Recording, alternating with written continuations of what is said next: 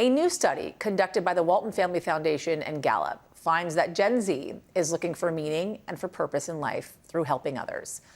According to the study, about half of Gen Zers, 51%, say their life lacks meaning or purpose. And these young people are more likely to report symptoms of anxiety and depression. Joining us now is Rick Weissbourd. He is a senior lecturer and faculty director of Making Caring Common at the Harvard Graduate School of Education.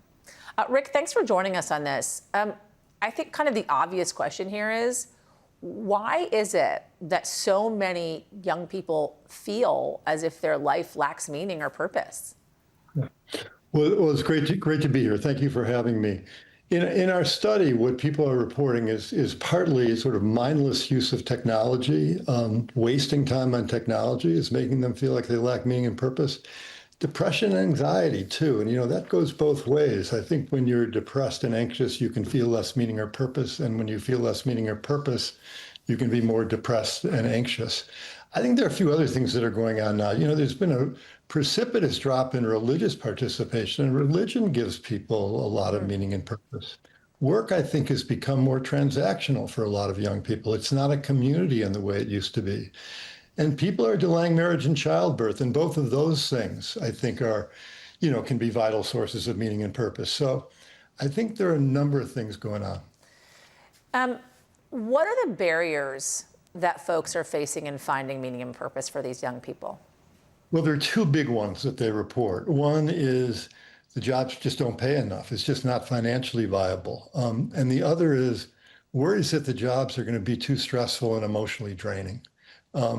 And that they're not going to be able to maintain a good work-life balance. Some other things as well, that sometimes they're saying they don't know how to pursue those interests, but those are the two main ones. We know helping others can actually support our own well-being, right? And in a way, it's somewhat selfish. When you help someone else, it makes you feel better. This poll found that 79% of Gen Zers want to help others through their work. What are some of the challenges of that? Is it because that work doesn't necessarily pay a lot, and so then they can't pay their bills and help someone while doing it? Yeah, but I think the way you put it is very important. I mean, the fact that almost 80% of Gen Zers across race, class, financial status, gender, want work that helps others. I mean, that's wonderful news. And to your point, it's wonderful news for society, for our moral and civic life, that there's that much desire to do good.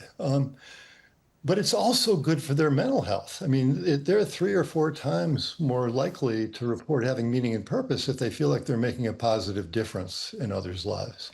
So I think our challenge is to make it more financially viable for Gen Zers and to reduce the emotional stress of some of these jobs. And I think there are a number of ways to think about that. I mean, giving housing assistance or rent subsidies to people who want to work in under-resourced areas is one way, reducing caseloads. There are a number of ways to think about making these jobs less stressful. What is your advice after looking at this study for folks that lack meaning and purpose and want it?